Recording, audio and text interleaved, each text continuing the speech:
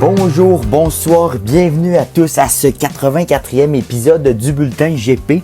Ici Marc-André Fortin, toujours en remplacement d'Abdou Sal, qui est en plein déménagement.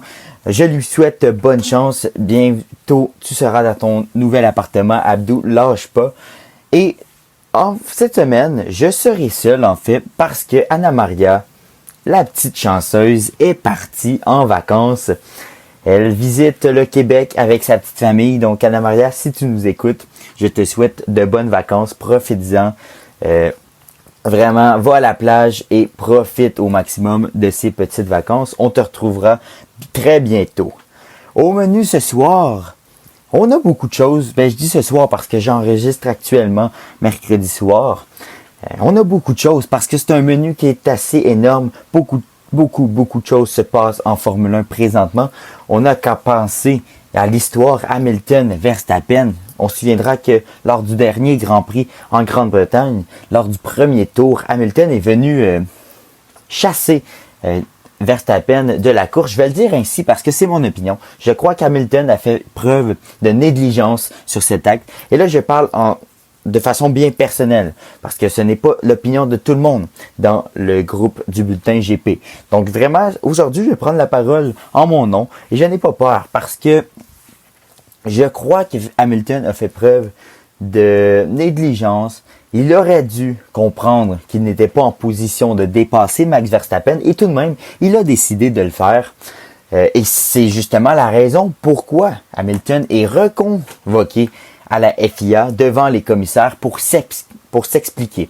Donc, pour les gens qui n'auraient peut-être pas trop suivi l'actualité dernièrement en Formule 1, Red Bull ont réussi à prouver, du moins, ont fait assez de choses pour que la FIA reprenne le dossier en main et décide de réécouter les deux parties pour décider si la pénalité d'Hamilton sera plus importante que celle qui a été donnée, qui avait été un 10 secondes.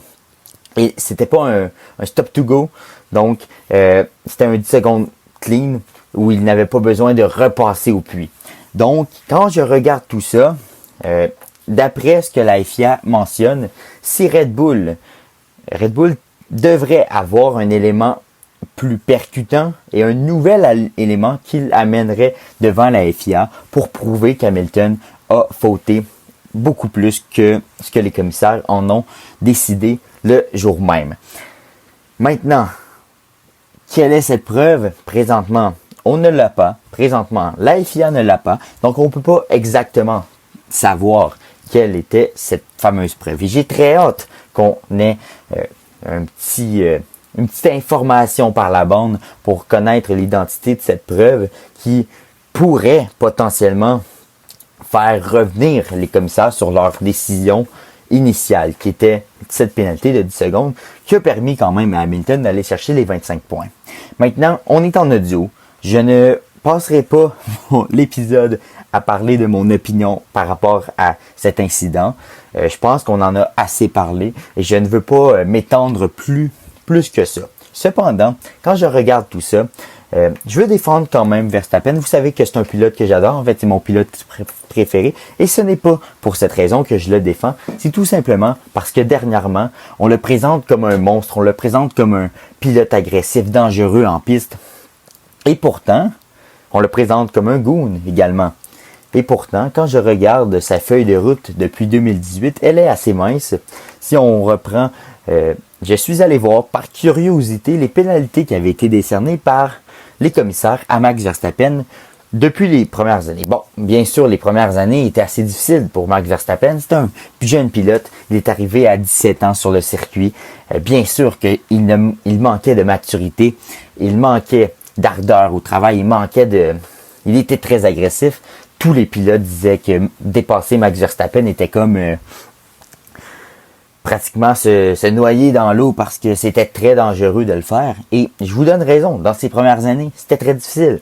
Et on a un nombre exponentiel d'incidents avec d'autres pilotes, que ce soit Kimi Raikkonen, qui a été souvent impliqué dans des accidents concernant Max Verstappen par son agressivité. J'ai une petite mémoire d'un Grand Prix en Belgique. Je n'ai pas l'année sur le bord de la langue, Mais ça doit être en 2016, peut-être 2017, où que Max Verstappen commet quelques petites erreurs, freine et change de direction au freinage, qui est vraiment interdit, a été pénalisé notamment.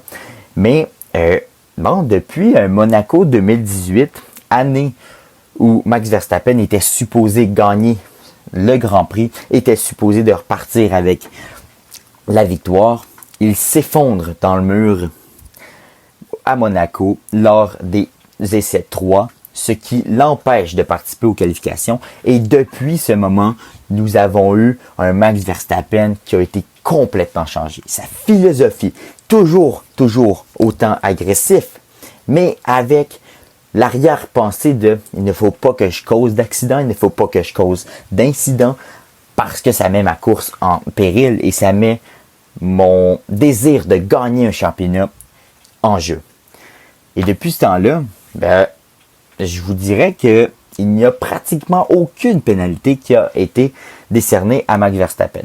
J'en ai trouvé 3, en fait.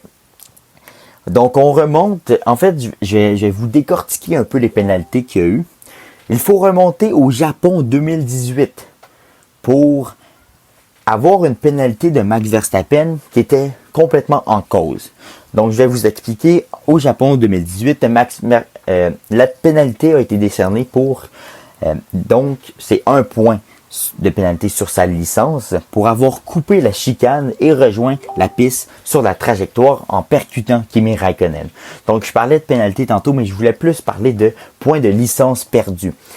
Donc, au Japon 2018, c'est vraiment la dernière fois qu'il a été remis en cause pour une attitude en piste. Monaco 2019, Max Verstappen perd 2 points pour sa remise en action dangereuse dans la voie des stands durant la course. Donc, ce n'est pas pour une implication avec un incident avec un autre pilote. Et le petit dernier, et je vous rappelle, c'est 1 point sur la licence perdue. La dernière fois, c'est au Mexique 2019. Max Verstappen perd 2 points pour ne pas avoir suffisamment ralenti sous drapeau jaune durant la Q3. Le silence veut tout dire.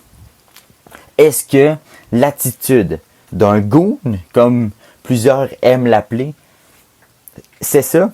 Pour moi, non. Pour moi, un goon, c'est un pilote qui, Grand Prix après Grand Prix, reçoit des pénalités, reçoit des manquements de la part des commissaires, reçoit des pénalités, des points de licence perdus. Moi, j'en vois 3 dans les 3 dernières années. Et la dernière fois qu'il a été remis en cause pour une attitude envers un autre pilote, c'est en 2018, au Japon. Donc, honnêtement, est-ce que Max Verstappen est un goon? Est-ce qu'il a une attitude de goon? Peut-être, mais ça n'en est pas un. C'est mon opinion. Donc, effectivement, c'est sûr qu'aucun pilote veut laisser la place aux autres. Et je ne reviendrai pas vraiment sur l'analyse de ma façon de voir cette petite incident parce que c'est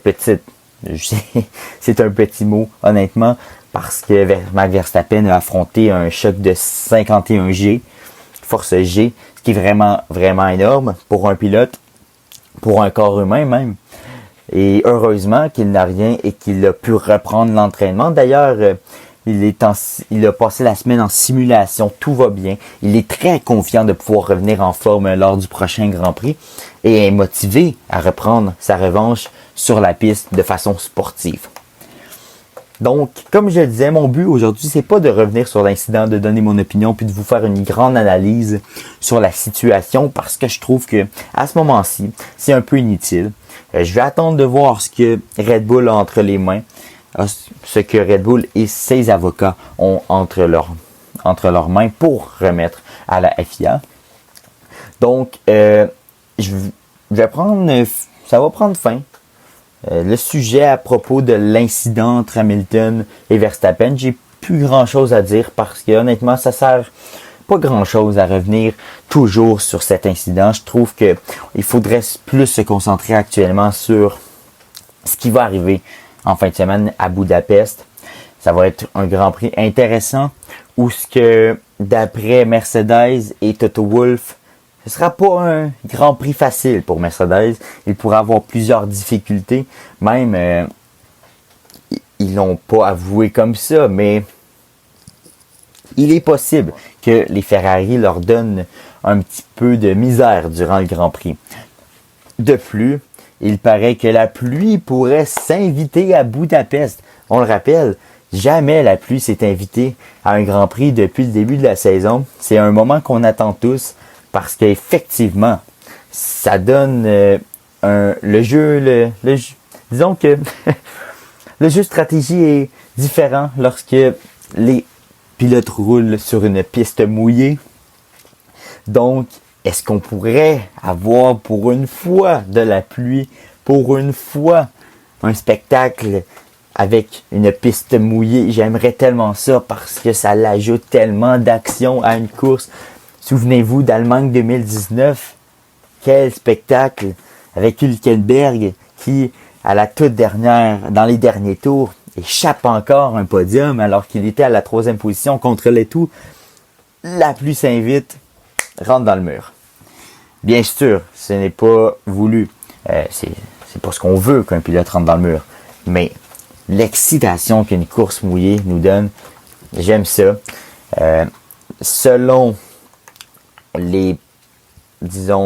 l'horaire météorologique, il fera beau et chaud vendredi, ainsi que samedi pour les qualifications avec des températures culminant autour de 28 degrés. C'est le lendemain que cela pourrait se compliquer, avec des températures en baisse et un vent plus soutenu.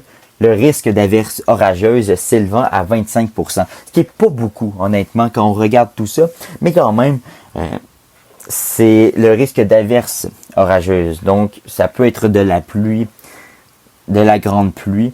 Donc, c'est vraiment une situation qui sera suivie de près par les écuries parce que, effectivement, ça change complètement de stratégie ici. Il est supposé pleuvoir le dimanche. Maintenant, quand je regarde tout ça, est-ce que l'incident entre Hamilton et Verstappen, oui, je reviens, j'avais dit que j'en parlerais plus, mais quelles seront les conséquences de cet incident entre les deux? Est-ce que Max Verstappen va vouloir se venger en piste? Moi, je crois qu'il va le faire de façon sportive. Je crois que ça va se passer sur la piste avec un comportement hors pair. Parce que bien sûr, si Verstappen répond, on met une petite mise en contexte, une petite hypothèse. Si Max Verstappen répond, eh bien là, il est en tort. Il est en tort. Puis tout ce que Red Bull et Verstappen vont avoir fait depuis une semaine, depuis 2 semaines même, pour remettre en cause l'attitude d'Hamilton en piste, s'il décide de faire sa poule pas de tête et qu'il décide d'avoir un comportement dangereux en piste, eh bien, il vient de tout sacrer le travail et le pur labeur que l'équipe et l'écurie ont fait pour rien. Donc, est-ce qu'on peut s'attendre à des collisions? Bien sûr qu'ils vont en avoir. C'est normal, on est en grand championnat, on est dans la plus grande course au championnat depuis Rosberg-Hamilton, donc c'est clair. Bon, oui, il y a eu Hamilton, Vettel, et je vais vous le donner. Mais c'est clair qu'il va y avoir d'autres collisions. Maintenant, j'espère que ce ne sera pas aussi délibéré que ce qu'Hamilton a fait. Et oui, je le ramène. Hamilton a fait un geste délibéré. Peut-être qu'inconsciemment, c'est pas ça qu'il voulait faire. Mais ses agissements en piste, il a été négligent, c'est tout. Et on ne reviendra pas là-dessus. Maintenant, j'espère que Red Bull gagnera sa cause. Mais ça, comme je l'ai dit, c'est une opinion complètement personnelle. Donc, écoute, comme on a vu à Émilie-Romagne, Verstappen a été un peu agressif, a poussé légèrement Hamilton hors de la piste, ça lui a permis de gagner. Donc, tu sais, quand je regarde tout ce qui pourrait arriver, je me dis que les deux sont assez matures. Et oui, Verstappen, mature. J'ai dit les deux mots dans la même phrase parce que j'y crois. Je crois que Max Verstappen manque peut-être un peu de maturité, mais c'est l'expérience qui va venir avec. c'est l'expérience qui va venir avec. Donc, oui, il va y avoir d'autres incidents.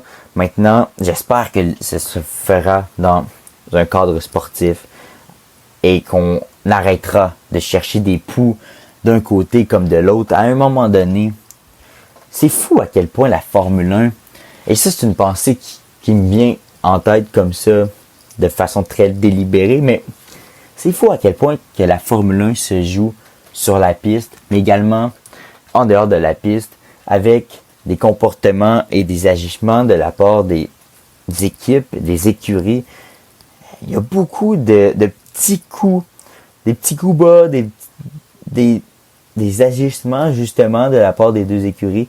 Bon, on se rappelle que Mercedes avait critiqué l'aileron arrière de Red Bull. Ensuite, Red Bull s'est retourné et il a dit à la FIA, ben voyons, avez-vous vu son aileron avant?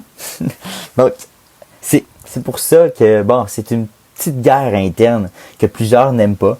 Moi, je trouve que ça rajoute du petit piquant dans la saison. Je trouve que, justement, la Formule 1 est un sport qui nous permet d'avoir un tel spectacle.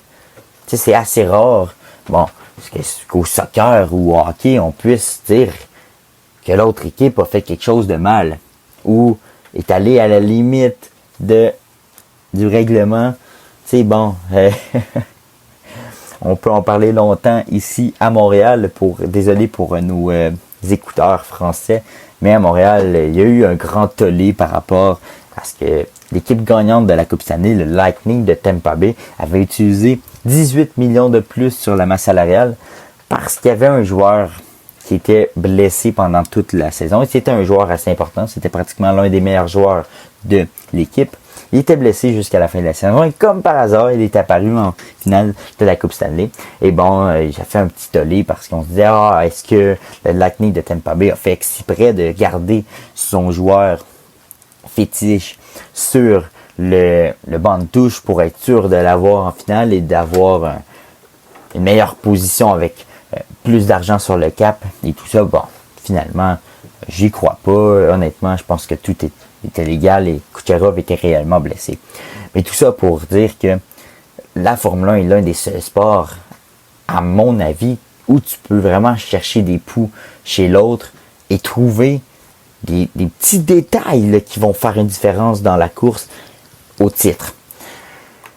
Donc, je m'évade un peu. Effectivement, écoute, ça va arriver dans cet épisode parce que, bon, je suis seul. Je peux pas poser de questions à mes collaborateurs. Donc, c'est sûr que je vais essayer de moins en moins, disons, m'évader.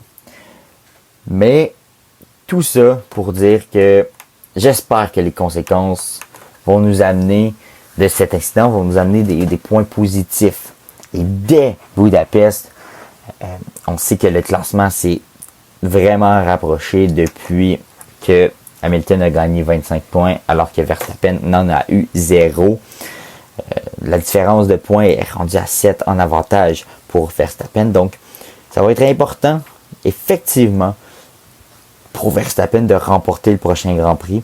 Et n'oublions pas l'apport de Perez dans la course en Grande-Bretagne. Oui, je m'évade encore, mais rappelons-nous que Hamilton avait ce qu'on appelle le petit point pour le meilleur tour en piste lors de la course et que Perez est venu faire le petit boulot de coéquipier en lui enlevant au dernier tour. Donc ça, c'est un point important qu'Hamilton a perdu quand même. Lorsqu'on va regarder le résultat à la fin de la saison, il est possible que ce soit ce point qui va faire la grande différence. D'ailleurs, je parlais de la fin de la saison.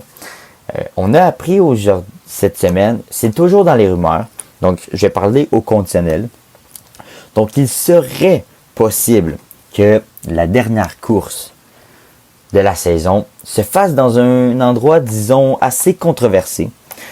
Bon, et j'ai parlé de l'Arabie Saoudite. Pourquoi l'Arabie Saoudite pourrait conclure cette saison? C'est tout simple.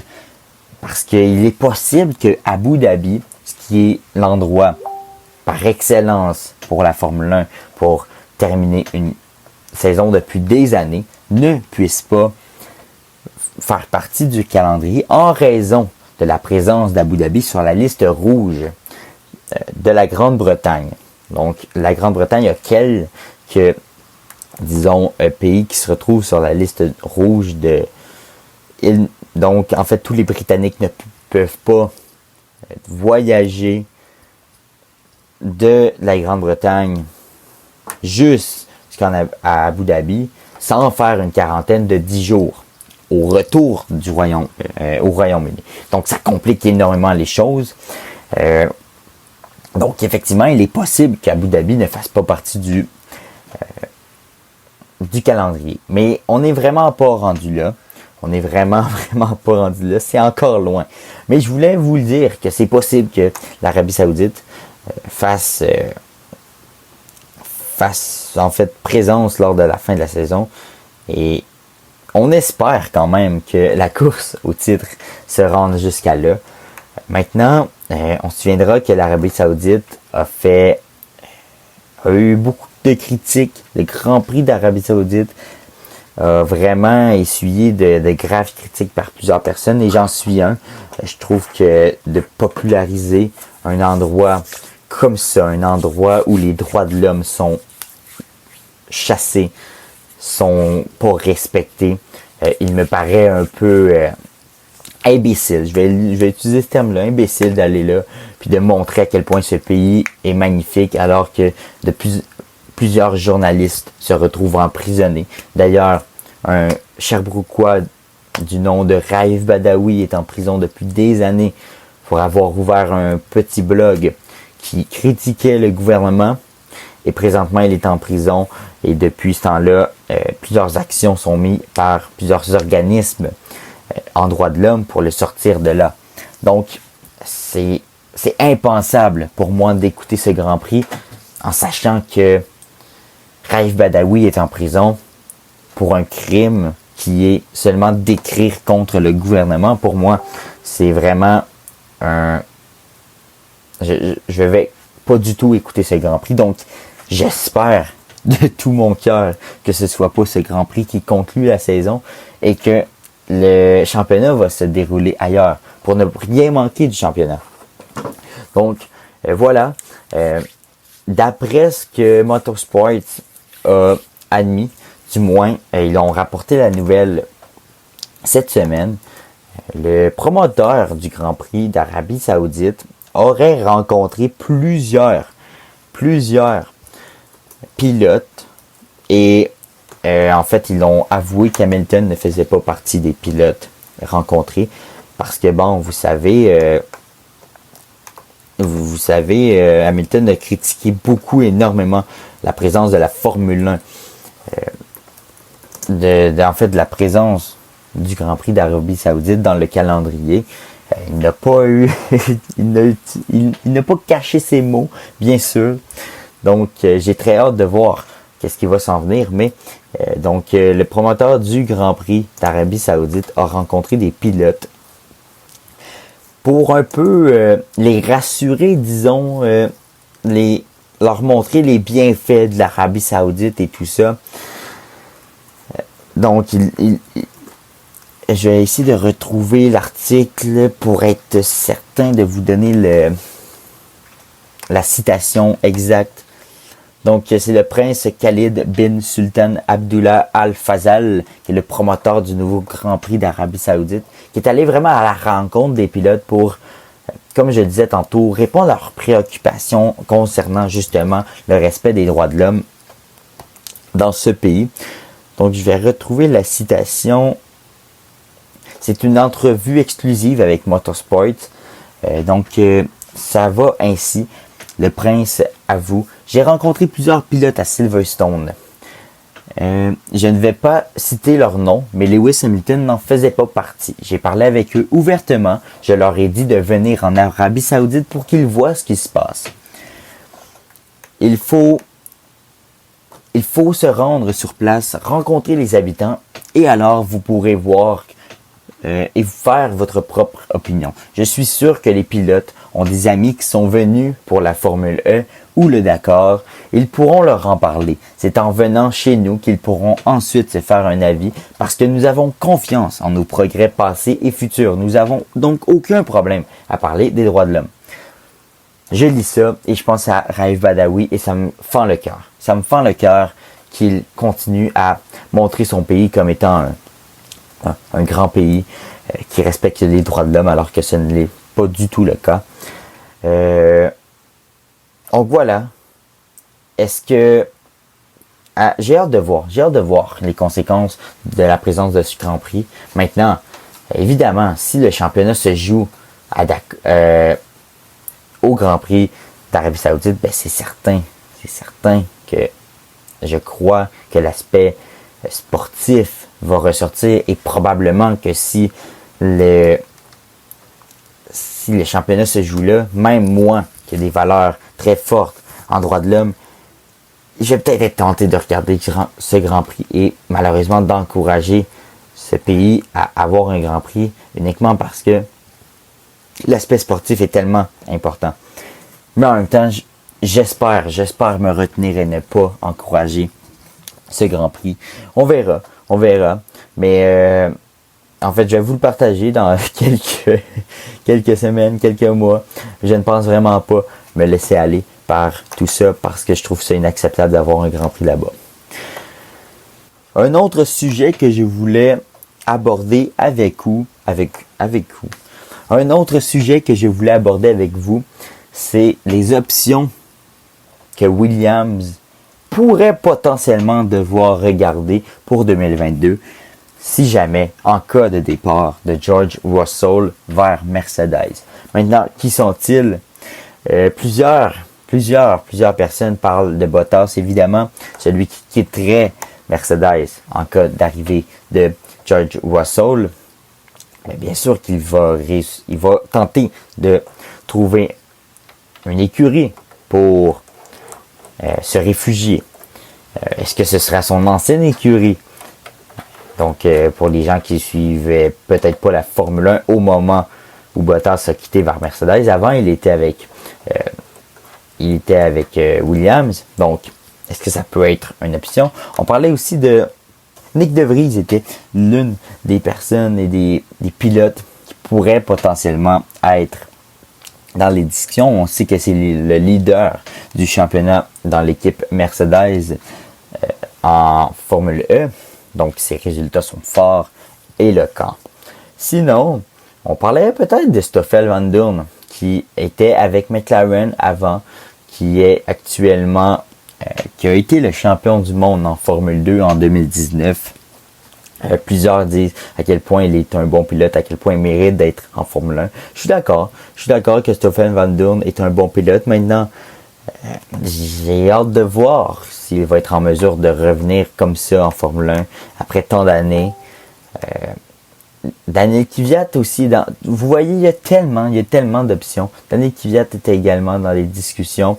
On parle aussi de Nico Hülkenberg qui pourrait peut-être passer par Williams. Donc voici tous les noms qui sont mis de l'avant en cas de départ de George Russell qui, je pense que vous connaissez tous mon opinion à propos de de cette situation. Je crois que ça fait longtemps que Bottas aurait dû quitter Mercedes au nom de George Russell, qui fait du travail extraordinaire depuis le début de la saison avec Williams et depuis l'an dernier. Il n'a plus d'affaires dans cette voiture qui ne roule pas. Il doit absolument passer à une autre étape. Et cette étape, c'est celle de Mercedes où il va pouvoir avoir un cheval de course assez bon pour lui permettre de tenter de gagner à chaque fin de semaine. Il va pouvoir aussi faire aller son talent pour être certain de profiter au maximum de tout ça. Donc, écoutez, j'ai fait le tour des petits sujets que je voulais faire avec vous. Ça a été un court épisode, je vous le donne. Mais c'était le but aussi parce que, bon, je suis en solo. C'est pas la chose la plus extraordinaire à écouter, je le sais. Si vous vous êtes rendu là, merci beaucoup parce que Écoute, c'est toujours plus le fun d'avoir des collaborateurs et des gens à qui parler, à qui poser des questions, à qui interagir, et même débattre, comme j'aime le faire avec Abdou à l'occasion. Donc, merci beaucoup à tout le monde qui ont écouté. Vous pouvez nous suivre sur Spotify, sur Apple Podcast, sur Google Podcast, afin d'avoir toutes les informations sur les podcasts. Maintenant, vous pouvez aussi nous suivre sur nos réseaux sociaux, que ce soit Twitter, Facebook, Instagram. On est présent partout et on veut vous parler surtout. On veut que vous interagiez, on veut interagir avec vous. On veut avoir votre opinion, on veut que vous nous posez des questions qu'on pourra possiblement répondre dans le podcast. Donc, n'hésitez vraiment pas à nous écrire. On est toujours bien sympathique. C'est Abdou qui gère le Twitter et les réseaux sociaux du Bulletin F1. Et il est toujours extraordinairement bon. Je l'apprécie énormément pour ça. Donc, je vous souhaite une très belle semaine, une très belle fin de semaine, peu importe quand vous allez nous écouter. J'espère que vous allez bien et que vous allez passer une bonne journée. Donc, merci beaucoup de nous avoir écoutés. C'était Marc-André Fortin en remplacement d'Abdou Sall. Donc, on va avoir un Grand Prix extraordinaire la semaine prochaine. J'ai très hâte en fin de semaine parce que je souhaite une petite victoire de Max Verstappen pour un petit peu prendre une certaine revanche sur Lewis Hamilton et son agissement en piste. Oui, c'est la dernière fois que je l'ai dit. Hamilton est coupable. Salut à tous. Profitez bien de votre semaine. Au revoir.